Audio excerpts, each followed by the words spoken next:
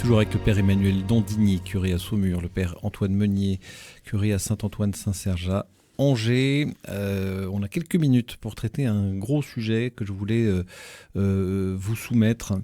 Et c'est vrai qu'on a l'impression que les puissances du mal sur cette terre se déchaînent quand on regarde autour de nous, dans nos familles, nos environnements sociaux, nos sociétés, les nations qui sont en guerre en permanence. On se dit mais c'est pas possible, le mal se déchaîne.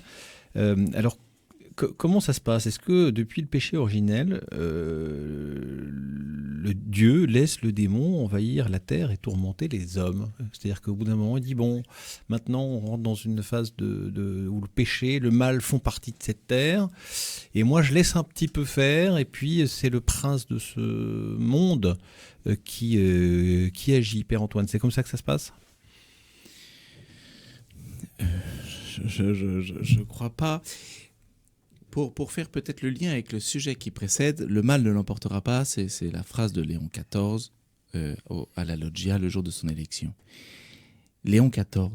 Léon XIII, c'est aussi le pape c'est un pape qui a écrit une prière, une supplique à Saint-Michel pour nous protéger du démon. Et donc c'est aussi une continuité qu'on voit entre Léon XIII et Léon XIV, cette question d'un rempart contre le mal. Quelle que soit la possibilité, et on va en reparler, est-ce que Dieu laisse le mal agir ou non ? Dans le livre de Job, il y a cette possibilité. En tout cas, le Seigneur nous donne la possibilité de le combattre et d'en être un rempart. C'est ce que Léon XIV dit en disant « le mal ne l'emportera pas », c'est-à-dire par la foi et nos œuvres, nous serons un rempart à cette extension du mal. Et c'est aussi l'enseignement de Léon XIII qui nous dit « par votre prière », et le soutien céleste, nous pouvons être un rempart et donc nous aussi lutter contre ces éléments mauvais. Père Emmanuel, comment ça s'est passé si on pouvait essayer de symboliser un petit peu les choses ? Jésus dit à Satan, dont on sait qu'il le domine, heureusement, mais à un moment il lui laisse le champ libre quand même. Comment est-ce qu'on peut comprendre ça ? Il me semble que le livre de l'Apocalypse répond à votre question, où l'on dit que Satan, la bête, est libéré pendant 1000 ans. Bon, c'est un langage symbolique. C'est comme 1000 ans sont comme un jour. Hein, oui, je suis vraiment navré de citer l'Écriture, Raphaël. Si ça vous dérange, je peux faire voyez avec le bon Dieu si vous n'êtes pas content avec l'Écriture. Exactement, voilà. Non, mais je vous pose des questions pour essayer de comprendre. Mais bien sûr, c'est le jeu. Et donc, Satan est lâché pendant 1000 ans. La bête peut agir pendant 1000 ans. C'est une façon de dire que la création, comme l'homme dans l'Ancien Testament, est laissée à son propre conseil. Et donc, comme elle manque de sagesse, eh bien, le mal se développe. Mais permettez-moi de citer aussi saint Augustin, puisque nous avons un pape augustinien, profitons-en. Saint Augustin, en fait, a dû faire face à une maladie spirituelle qui s'est développée à son époque, au IVe siècle, qui s'appelait le manichéisme, qui considérait qu'il y avait le dieu du bien et le dieu du mal, et qu'il y avait comme une espèce d'équivalence, et même presque de nécessité à cette espèce de lutte qui se passait dans le cœur de l'homme. Et saint Augustin a rétabli le bon équilibre en disant Jésus a vaincu le mal, mais le mal est faussement vainqueur, et là je reviens à l'Apocalypse, il y a une espèce de fausse victoire, la bête qui séduit le monde entier. Relisez l'Apocalypse, et c'est très intéressant de voir que le mal en fait a une espèce de triomphe, en effet, que vous avez décrit tout à l'heure dans votre introduction. Il y a un triomphe visible du mal, et puis tout en même temps, dans les mêmes chapitres, il y a des gens qui lavent leur robe dans le sang de l'agneau, c'est-à-dire vous et moi qui ne changeons pas l'histoire, mais qui nous convertissons humblement, qui prions, qui faisons notre chapelet, qui faisons une adoration, qui allons à la messe, qui tâchons d'être fidèles dans notre vie chrétienne. Et au bout d'un moment, lorsque la bête s'écroule, il y a les deux courbes se croisent. Il y a l'écroulement de la bête qui fait que Babylone est jetée dans les temps de feu, c'est-à-dire dans la mort éternelle. Et puis, ceux qui ont lavé leur robe dans le sang de l'agneau resplendissent comme des astres dans l'univers. C'est très beau. Mais ça, c'est à la fin. Alors, je ne crois pas que ce soit à la fin, parce que l'Apocalypse n'est pas un texte qu'il faut lire de façon, j'allais dire, chronologique ou millénariste. Il faut le lire en un triomphe apparent du mal et une véritable victoire du bien, mais qui sont concomitantes en réalité. Je voudrais que vous m'éclairiez un petit peu sur, justement, sur les succès ou les insuccès apparents que peuvent avoir ceux qui prient, etc. Moi, je pensais à un exemple un peu plus historique. On voit Clovis qui obtient la victoire à Tolbiac contre les Alamans en priant le dieu de Clotilde. On a aussi la Sainte Ligue, souvenez-vous, contre les Turcs qui remportent cette incroyable bataille à Lépante, 12 000 hommes contre 80 000. Par la prière du rosaire, on prie, les forces du bien gagnent contre les forces du mal grâce à l'intervention divine. Mais aussi, vous avez à l'inverse d'autres cas où ça ne s'est pas du tout passé comme ça. Vous avez des très bons chrétiens dans nos terres d'Anjou et de Vendée qui ont prié comme c'est pas possible. Ils ont été massacrés les uns après les autres. Alors, le rempart contre le mal, il marche comment exactement ?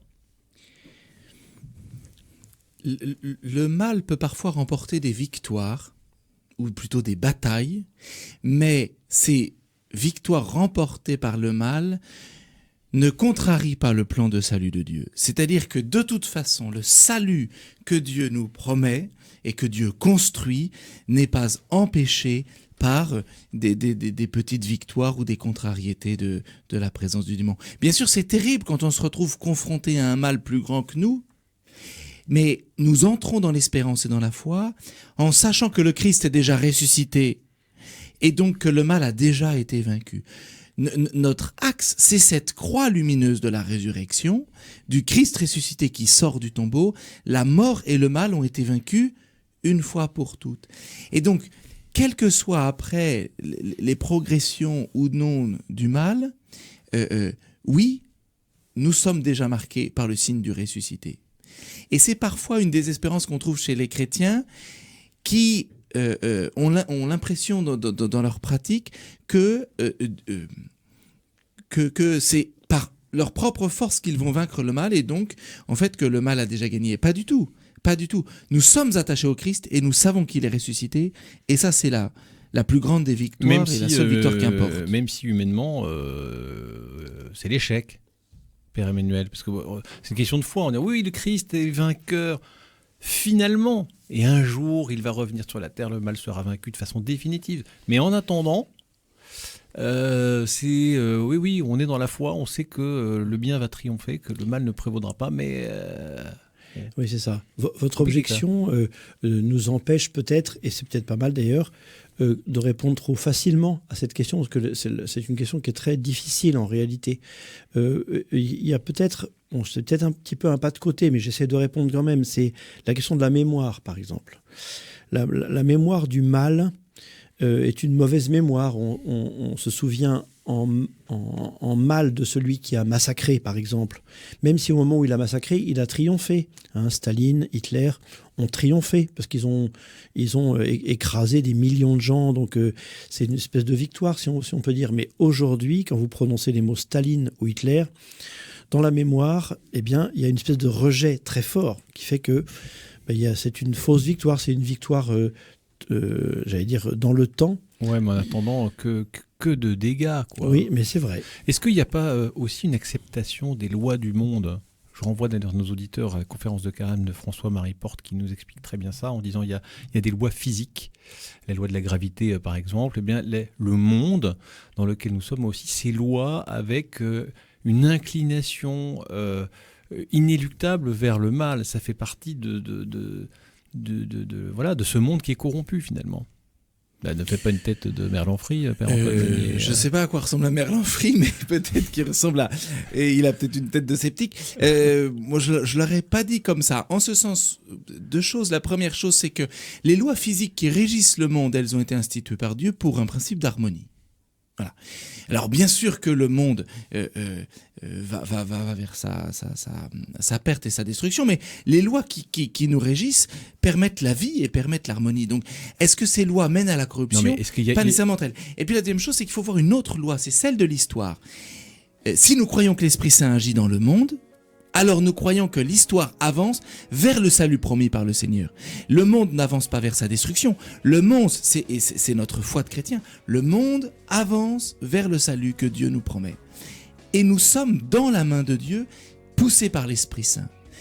De temps en temps, l'homme s'écarte de l'Esprit Saint, mais l'Esprit Saint nous ramène toujours vers le plan du salut.